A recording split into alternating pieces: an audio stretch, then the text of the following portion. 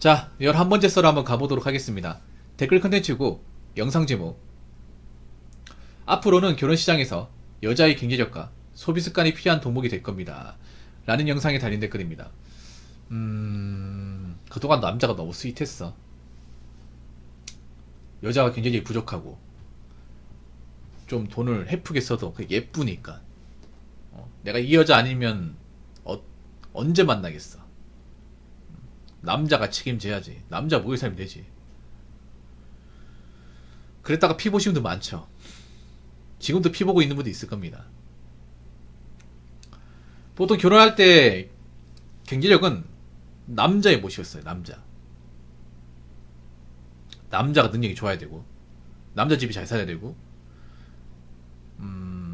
남자가 벌이가 돼야 되고, 남자가 모은 돈이 많아야 되고, 보통 남자한테 이런 경제력을 많이 요구했습니다.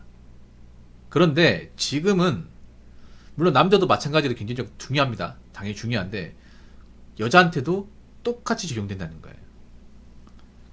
여자분들 결혼하고 싶죠? 그러면 본인도 경제력을 키워요. 못 키웠다. 그럼 결혼하기 힘들 겁니다. 힘들어요. 나이까지 있으면 좀 내려놓는 게 좋을 겁니다.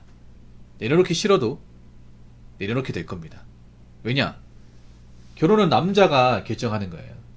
남자가 저는 경제력 없는 여자를 받아주지 않으면 못하는 거죠. 결혼이라는 게 한쪽이 좋다고 할 수 있는 게 아니잖아요. 반대쪽이 좋다고 받아들여야 성사가 되는 건데, 아마 여자 쪽에서 뭐 결혼하고 싶어도 여자가 경제력이 없으면 안 받아주면 그만이에요. 안 해주면 그만이잖아요. 근데 지금 안 해주고 있잖아요. 경제력도 중요하고 소비 습관도 중요해요. 소비 습관. 이 사람이 얼마를 벌고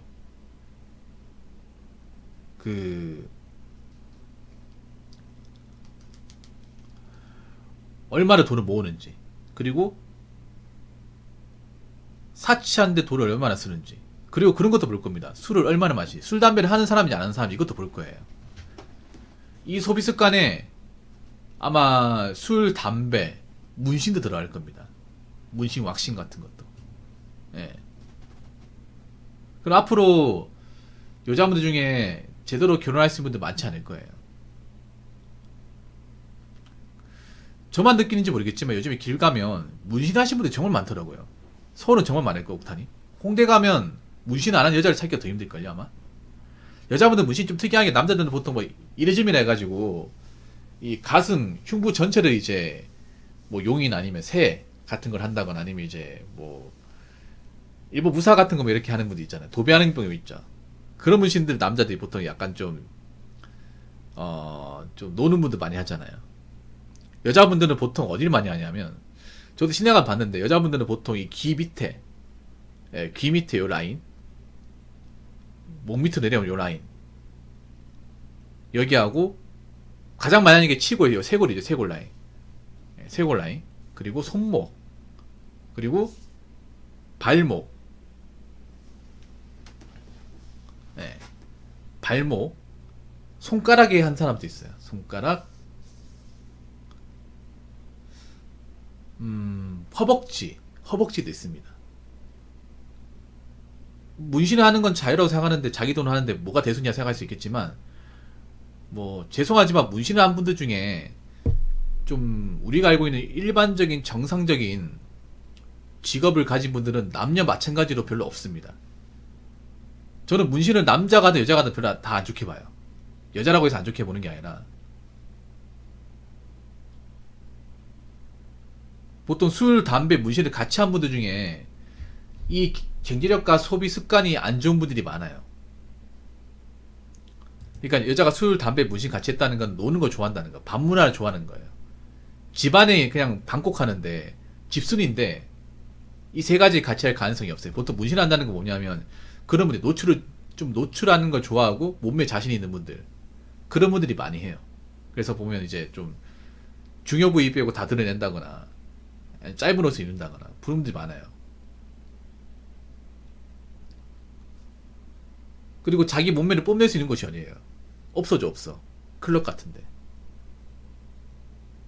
집에서 뽐낼 수 있는 게 아니잖아요. 그래서 앞으로 남자들이 굉장히 소비 습관 여러 가지 다 볼 거예요. 이 사람이 그 음주가물을 즐기는 사람인지 안 즐기는 사람인지. 뭐 술을 먹는 게 무조건 문제라는 건 아닙니다. 근데 술을 적당히 먹어야죠. 꼬라질 정도로 먹는 게 아니라. 예. 그건 해야죠. 다 박영구 눈썹 노시는 해야지.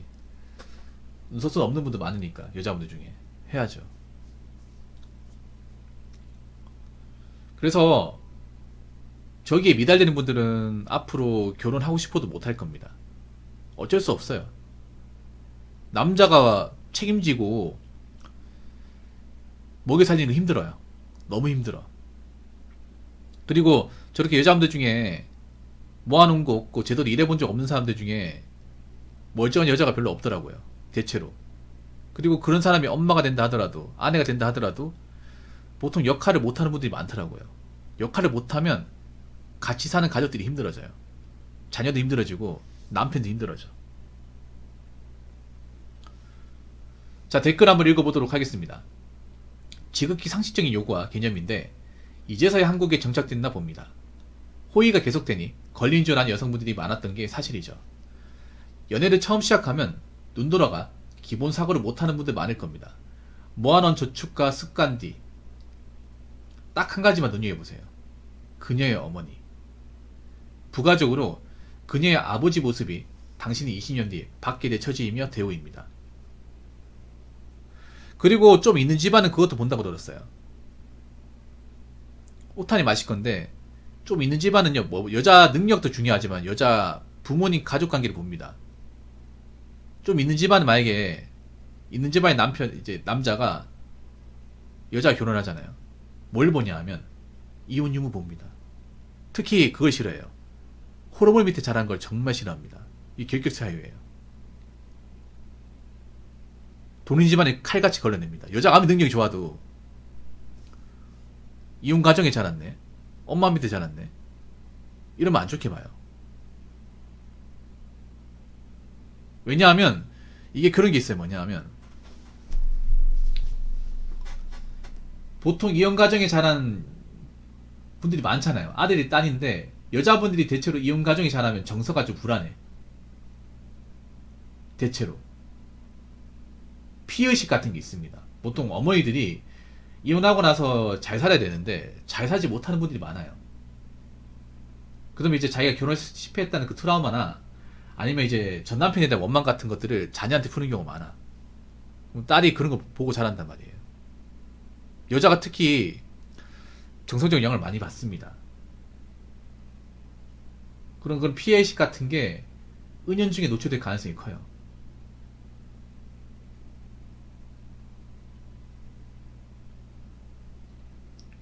물론 모든 어떤 이제 호로 어머니 밑에서 자란 자녀가 다 나쁘다는 건 아닌데 그런 걸 좀 관찰해야 돼. 그래서 요즘에는 보면 부모가 다 살아계시냐 아니면 뭐 이혼했냐 안 했냐 굉장히 많이 따집니다. 그리고 중요한 게 어머니하고 이제 아버지하고 사이가 어떻게 되냐. 예, 읽어봐야죠. 특히나 뭐 집에 이제 어머니하고 아버지하고 막 싸우는 모습 보여준다거나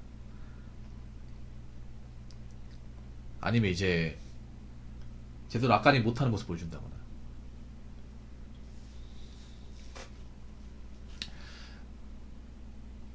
특히 남자들이 알아야 될 게 그런 거예요. 뭐 젊을 때는 사실 뭐 눈 돌아가도 돼. 젊으니까 뭐 젊은 나이 때 결혼할 사람도 없단 말이에요. 사고 치지 않는 이상은. 나이 먹어서 눈 돌아가면 안 돼요. 나이 먹어서 여자에 혹해가지고 이성적인 어떤 판단을 사실하시면 안 됩니다. 남들 중에 그런 분도 있거든요. 여자 앨범에 홀딱 방해서 그냥 거기 다 넘어가 시키는 대로 하는 사람도 있단 말이에요. 그러면 안 된다고.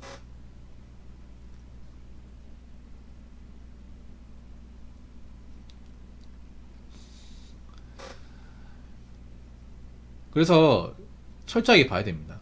이 사람이 정말 사회생활 잘하는 사람인지, 그리고 열심히 사는 사람인지, 그리고 가족관계가 어떻게 되는지. 특히 그거 아셔야 돼요. 여자분을 볼 때 여자하고 엄마가 사이가 좋은지 안 좋은지 봐야 됩니다. 엄마하고 사이가 좋은지 안 좋은지. 엄마하고 원수지간이 있어요, 여러분. 생각보다. 이거 많거든, 모녀간의 원수지간. 사이가 좋은 분도 있는데 거의 뭐 볼 때마다 이제 티격태격 하는 사람도 있어요. 그래서 이제 연애 때는 독립해 있으니까 어머니 볼 일이 없잖아요. 그러다가 이제 한 번쯤 이제 어머니 집 놀러 가면 싸우는 거야, 이게. 모녀 사이가 안 좋으면 문제 있어요, 이거.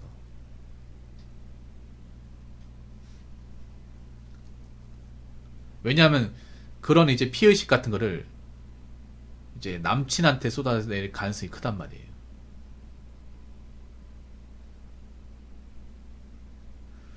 다 그런 건 아니지만 보통 이혼 가정에 자란 분들이 어머니와 같이 살았던 분들이 엄마하고 사이가 안 좋은 분들이 좀 들어있어. 아무래도 이제 정상적인 가정에서 이제 못 해주다 보니까.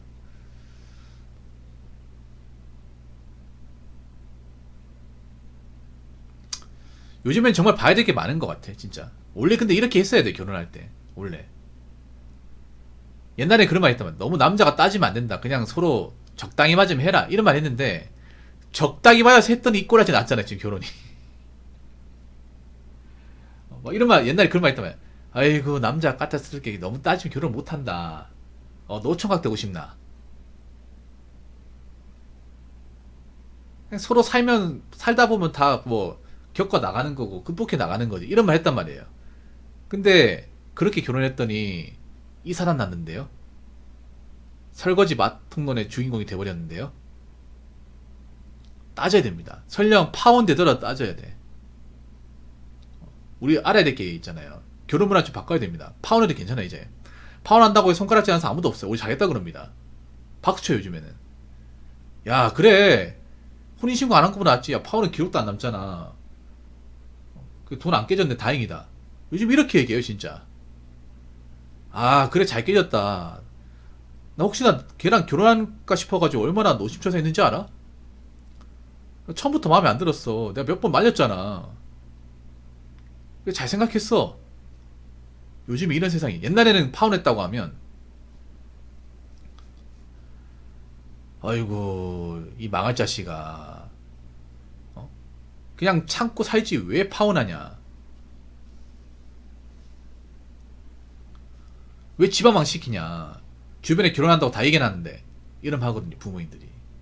집안의 죄인이 됩니다, 죄인. 옛날에 우리 90년대 보면 연예인들이 파혼했다고 하면 연예인 활동을 못했어요. 잠적을 했습니다.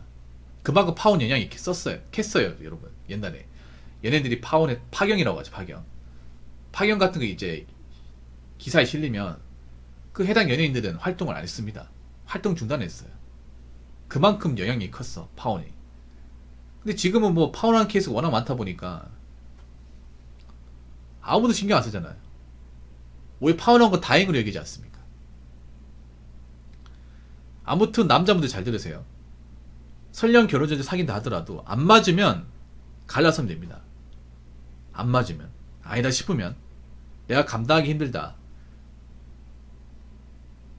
뭔가 결혼하기에는 뭔가 좀 문제될 게 많다. 그러면 굳이 결혼 안 하셔도 됩니다. 아니다 싶으면 빨리 끝내요. 무슨 말인지 아시겠죠? 자, 이상으로 11번째 썰 마치도록 하겠습니다.